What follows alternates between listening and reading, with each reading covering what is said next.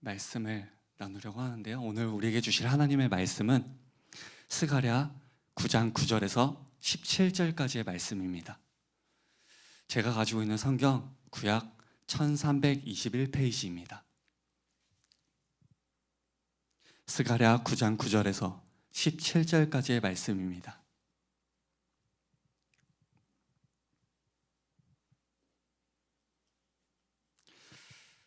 함께 읽으실 때 제가 먼저 읽고 번갈아 가면서 교독해 주시고 마지막 절은 함께 읽도록 하겠습니다. 시온에 따라 크게 기뻐할지어다. 예루살렘에 따라 즐거이 부를지어다. 보라, 내 왕이 내게 임하시나니 그는 공의로우시며 구원을 베푸시며 겸손하여서 나귀를 타시나니 나귀의 작은 것 곧 나귀 새끼니라. 내가 에브라임의 병거와 예루살렘의 말을 끊겠고 전쟁하는 활도 끊으리니 그가 이방 사람에게 화평을 전할 것이요 그의 통치는 바다에서 바다까지 이르고 유브라데 강에서 땅 끝까지 이르리라. 또 너로 말할진대 내 언약의 피로 말미암아 내가 내 갇힌 자들을 물없는 구덩이에서 놓았나니 갇혀있으나 소망을 품은 자들아 너희는 요새로 돌아올지니라. 내가 오늘도 이르노라. 내가 내게 갑절이나 갚을 것이라. 내가 유다를 당긴 활로 삼고 에브라임을 끼운 화살로 삼았으니 시온아 내가 내 자식들을 일으켜 헬라 자식들을 치게 하며 너를 용사의 칼과 같게 하리라. 여호와께서 그들 위에 나타나서 그들의 화살을 번개같이 쏘아내실 것이며 주 여호와께서 나팔을 불게 하시며 남방 회오리 바람을 타고 가실 것이라. 만군의 여호와께서 그들을 호위하시리니 그들이 원수를 삼키며 물맷돌을 밟을 것이며 그들이 피를 마시고 즐거이 부르기를 술 취한 것 같이 할 것인즉 피가 가득한 동이와도 같고 피 묻은 제단 모퉁이와도 같을 것이라. 이날에 그들의 하나님 여호와께서 그들을 자기 백성의 양떼같이 구원하시리니 그들이 왕관의 보석같이 여호와의 땅에 빛나리로다. 함께 읽겠습니다. 그의 형통함과 그의 아름다움이 어찌 그리 큰지 곡식은 청년을 새 포도주는 처녀를 강건하게 하리라. 아멘. 오늘도 주님을 사모하는 마음으로 예배 자리에 나오신 여러분들을 진심으로 환영하고 축복합니다. 오늘은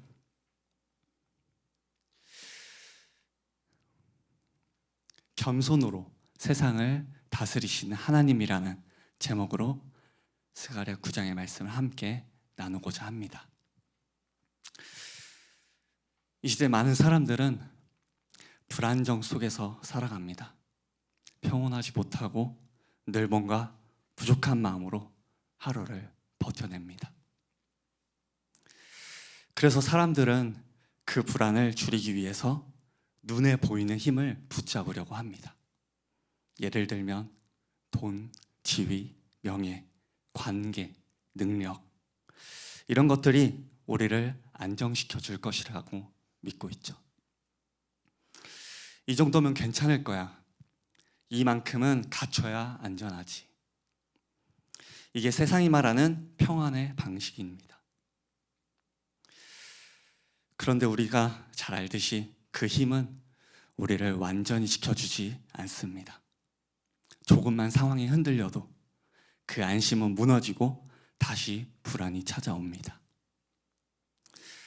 사람들은 계속해서 힘을 쫓습니다. 그러나 하나님은 전혀 다른 방식으로 말씀하십니다. 오늘 본문 스가랴 9장 9절에서 그 전혀 다른 길을 보여주는 말씀을 전해주고 있습니다. 스가랴의 시대는 이전부터 계속 소개했듯이 혼란의 시대입니다. 유다 백성은 그 70년간의 바벨론 포로기가 끝이 나고 돌아왔습니다. 돌아와서 하나님께서 그들을 회복시키셨습니다. 성전은 다시 재건되었죠. 하지만 현실은 계속해서 팍팍했습니다. 경제는 무너져 있었고 나라의 주권은 잃어버린 상태였고 여전히 페르시아 제국의 속국에 속해 있었습니다. 사람들은 속으로 이런 생각을 했습니다. 하나님이 정말 우리와 함께 하시는 걸까? 성전은 세웠는데 왜 우리의 삶은 여전히 힘들까? 믿음은 남아 있었지만 현실의 벽 앞에서 점점 지쳐가고 있었습니다. 그때 하나님께서 스가랴를 통해서 말씀하십니다. 시온에 따라 크게 기뻐할지어다. 예루살렘에 따라 즐거이 부를지어다. 보라, 내 왕이 내게 임하시나니 그는 공의로우시며 구원을 베푸시며 겸손하여서 나귀를 타시나니 나귀의 작은 것 곧 나귀 새끼니라. 아멘. 하나님은 백성들에게 왕이 오신다고 말씀하십니다. 그런데 그 왕은 백성들이 생각하는 전혀 다른 왕의 모습이었습니다. 말씀에서 나오듯이 병거를 끌지 않고 말을 타지 않고 나귀를 타고 오는 그런 왕의 모습이었습니다. 당시 사람들에게는 왕은 힘의 상징이었습니다. 말을 타고 군대를 거느리고 적들을 물리치는 존재, 그런 왕이 나라의 자랑이었습니다. 하지만 하나님은 전혀 다른 왕의 모습을 보여주고 있습니다. 공의로우시며 구원을 베푸시며 겸손하신 왕, 그분은 병거와 말을 끊으시고 전쟁하는 활을 꺾으시며 이방 나라들에게는 화평을 전하십니다. 그분의 통치는 바다에서 바다까지 끝없이 이어질 것입니다. 하나님이 말씀하시는 이 겸손의 왕은 단순히 온유하고 겸허하고 그런 성품의 왕이 아닙니다.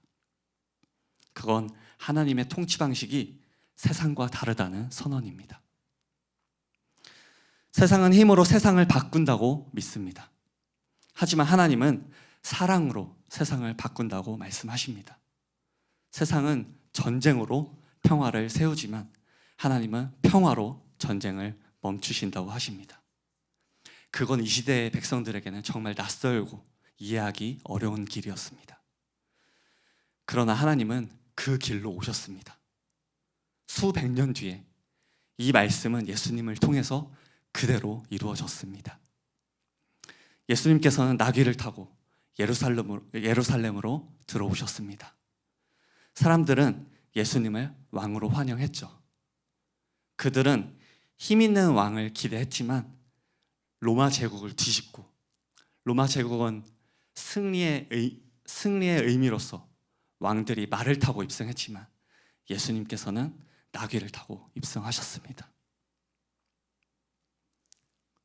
그들은 로마 제국을 뒤집고 이스라엘을 다시 강한 나라로 세워줄 그런 왕을 기대했지만 나귀를 타고 오신 왕이었습니다. 이렇게 예수님은 전혀 다른 길을 보여주셨습니다. 그분은 칼을 들지 않으셨고 대신 제자들의 발을 씻기셨고 십자가에서 자신을 내어주셨습니다. 사람들은 그분을 약하다고 조롱했지만 하나님은 그 약함 속에서 세상을 구원하셨습니다.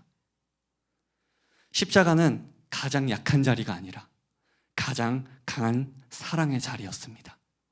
거기서 진짜 평화가 시작되었습니다. 사랑하는 성도 여러분, 우리는 여전히 힘을 원합니다. 조금 더 안정된 삶, 조금 더 인정받는 자리, 조금 더 안전한 내일. 이러한 평화는 우리가 의지하는 힘에서 오는 것이 아니라 하나님을 신뢰하고 하나님과 함께하는 것, 그것이 바로 평화이고 샬롬입니다. 하나님을 신뢰하는 것이 바로 샬롬입니다.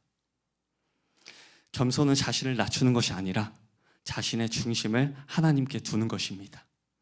그게 진짜 강함이고 그게 진짜 자유입니다. 오늘 우리가 그분을 바라봅니다. 그분을 바라보고 있습니다. 눈에 보이는 힘이 아니라 보이지 않는 하나님의 평화를 바라봅니다. 그 겸손한 왕을 바라보면서 힘이 아닌 사랑으로, 두려움이 아닌 신뢰로 살아가는 그런 저와 여러분이 되길 간절히 소망합니다. 기도하겠습니다.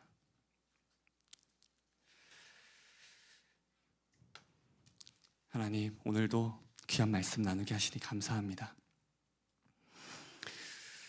우리의 평화가 세상에 있지 않고 함께 하시는 주님께 있음을 믿습니다. 주님이 우리의 요새 되시고 성곽이 되시고 우리의 삶을 지켜주심을 믿습니다. 세상의 기준보다 주님의 뜻을 따르게 하시고 우리의 마음이 늘 주님께로 향하게 하여 주시옵소서. 이제 가지고 나온 기도 제목들이 있습니다. 모든 기도가 주님의 뜻 안에서 이루어지게 하시고 우리의 삶이 주님이 원하시는 방향으로 나아가게 하여 주시옵소서. 항상 함께 하심을 감사드리며 이 모든 것 우리 주 예수 그리스도의 이름으로 기도드립니다. 아멘.